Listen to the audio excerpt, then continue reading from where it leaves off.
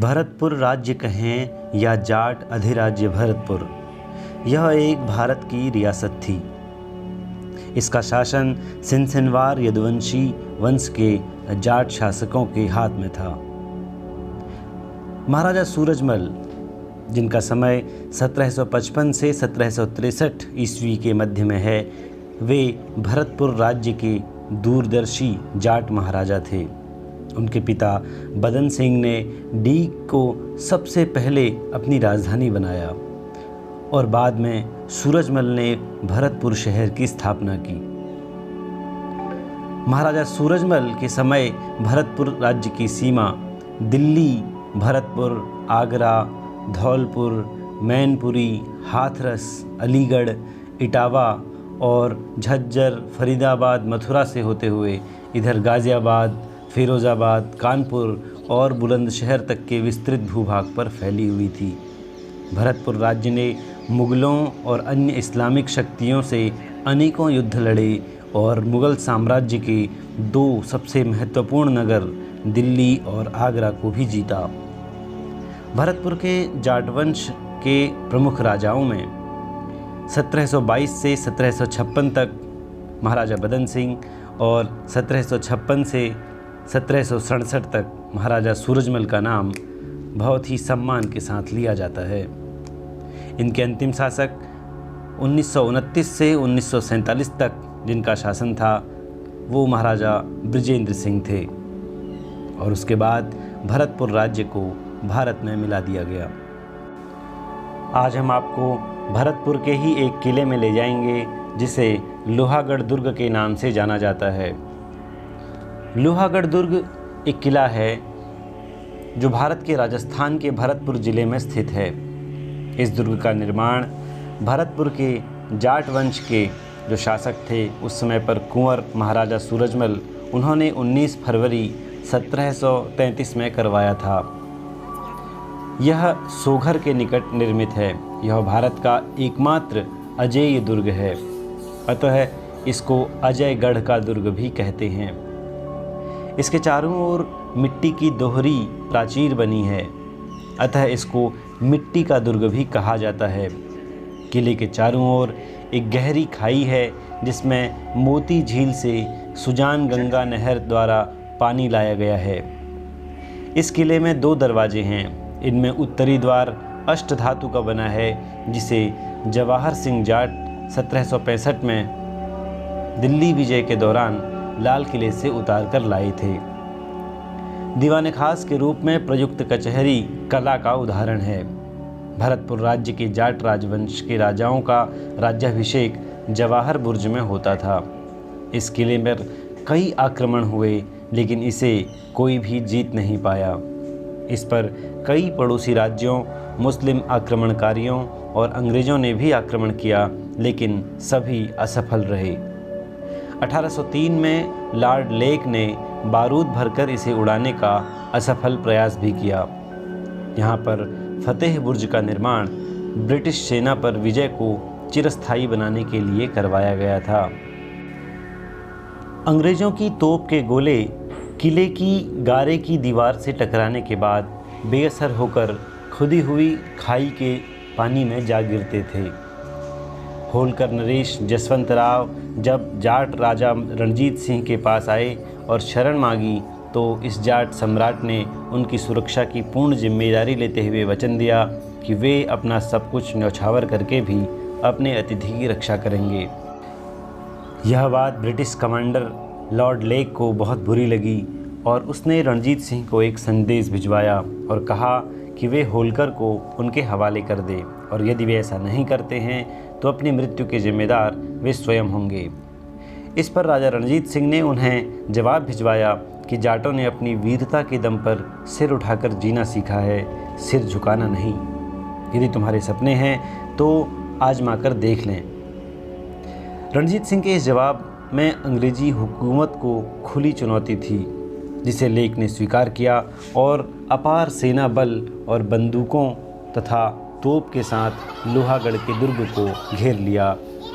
तोपें गोले दागती रही मगर हर एक गोला अंग्रेज सरकार पर तमाचे की तरह निष्फल होकर गिरता रहा। अंग्रेजों ने लोहागढ़ को अपना लक्ष्य बना लिया। कुल 13 बार तोप गोलों से किले पर आक्रमण किया गया, मगर किले को जीतना तो दूर, वे इसे एक छेद करने में भी नाकाम रहे। किले के एक द्वार पर लगा अष्टधातु का विशाल द्वार भी मध्यकाल में जाटों की वीरता का प्रतीक था।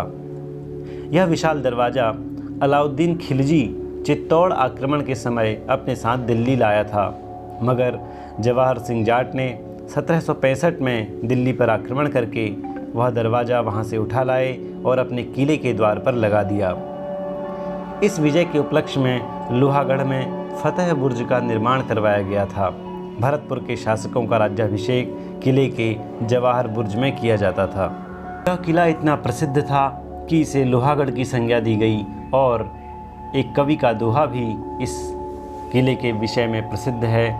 उसमें कहा गया है, दुर्ग भरतपुर अडग जिमी हिमगिरी की चट्टान, सूरजमल के तेज को अबलो करत बखान।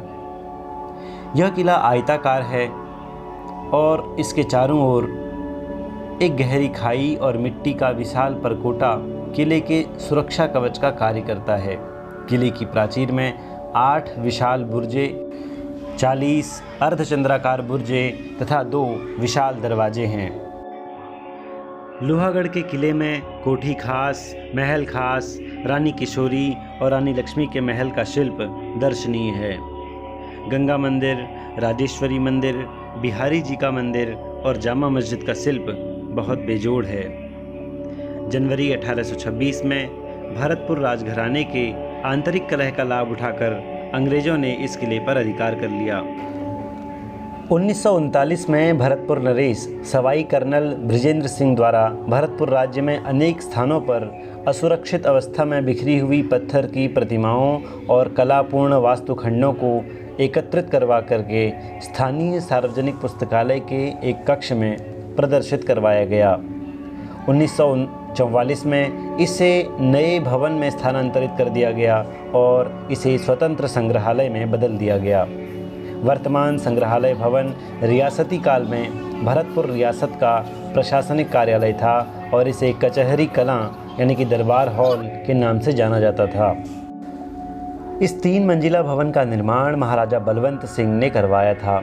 इसकी प्रथम मंजिल पर जो कमरा खास है और जो सीलह खाना है, इसको भी संग्रहालय में सम्मिलित कर लिया गया। इस संग्रहालय को 4 प्रमुख खंडों में बांटा गया है। पुरातत्व खंड, बच्चों की गैलरी, शस्त्रागार, कलाखंड और शिल्पोद्योग। इस संग्रहालय में प्राचीन मूर्तियों, चित्रों, सिक्कों, शिलालेखों, प्राणी नमूनों का अच्छा संग्रह किया गया है और वर्तमान में भरतपुर संग्रहालय में 581 प्रस्तर प्रतिमाएं, 10 शिलालेख, 120 टेराकोटा सामग्री, 13 धातु सामग्री, 670 सिक्के और 1966 अस्त्र शस्त्र, 196 लघु चित्र और 861 स्थानीय हस्तकला एवं उद्योग के नमूने संग्रहित हैं। पुरातत्व खंड इसका सर्वाधिक महत्वपूर्ण है। इसमें द्वितीय शताब्दी ईसा पूर्व से लेकर के शुंग काल, कुषाण काल, गुप्त काल, मध्यकाल एवं 19वीं शताब्दी ईस्वी तक की विभिन्न प्रस्तर प्रतिमाएं एवं कलापूर्ण वास्तुखंड प्रदर्शित किए गए हैं। पहली शताब्दी की मूर्तियां इस संग्रहालय का प्रमुख आकर्षण है। इस संग्रहालय में नोह, आघापुर, गावड़ी और इस तरह से कई सारे गांवों एवं बयाना, कामा, कुम्हेर आदि कस्बों से प्राप्त पुरातात्विक सामग्री प्रदर्शित की गई है। इनमें एक मुखी शिवलिंग, बोधिसत्व फलक, बुद्ध का शीश, महिषासुर मर्दिनी, कार्तिकेय की कुषाणकालीन मूर्तियां भी उल्लेखनीय हैं। भरतपुर संग्रहालय में यक्ष एवं यक्षी प्रतिमाओं का अच्छा संग्रह है। यही मूर्तियां आगे चलकर गुप्त काल में विष्णु एवं विष्णु अवतारों की तथा उसके बाद के काल में जैन और बौद्ध प्रतिमाओं का आदर्श बनी। भरतपुर जिले का कामा नामक प्राचीन नगर महाभारत के काल से भी पहले अस्तित्व में था। तब इसे कदम्ब वन या काम्यक वन या फिर कामवन कहा जाता था। उस काल में इसका धार्मिक महत्व वृंदावन और महावन के समकक्ष था गुप्त काल में कामा में भगवान शिव का विशाल मंदिर था। इसके भग्नावशेषों को अब 84 खंबा मंदिर कहते हैं।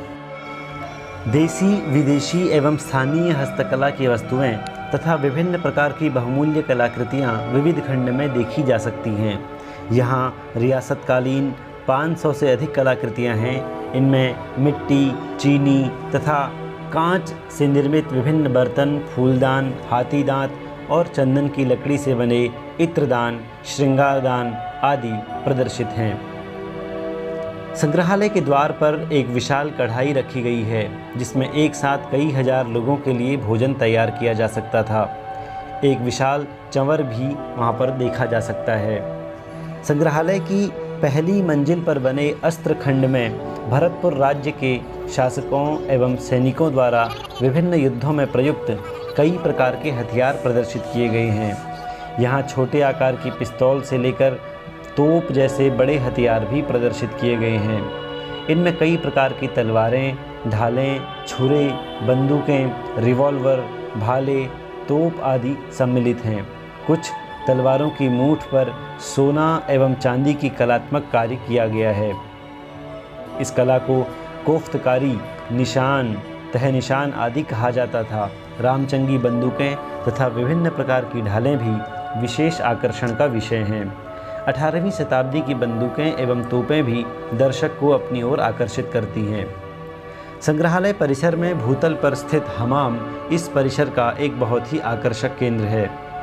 यह महाराजा जवाहर सिंह द्वारा बनवाया गया था।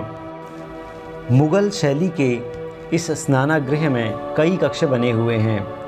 इसकी दीवारों के आरायश प्लास्टर पर फ्रेस्को पद्धति से बने भित्तिचित्र आज भी मन को मोह लेते हैं।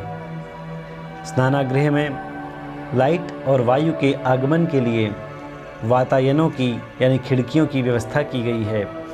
स्नान गृह में ठंडे और गर्म पानी का प्रबंध भी किया गया था। ठंडे पानी के लिए भूमिगत पाइप बनाए गए थे और गर्म पानी के लिए हौद के नीचे भट्टियां लगाई गई थी और राजा और रानियों के कपड़े बदलने के लिए अलग अलग कक्ष भी बनाए गए हैं। संग्रहालय की छत पर 56 खंभों की एक बारादरी बनी हुई है।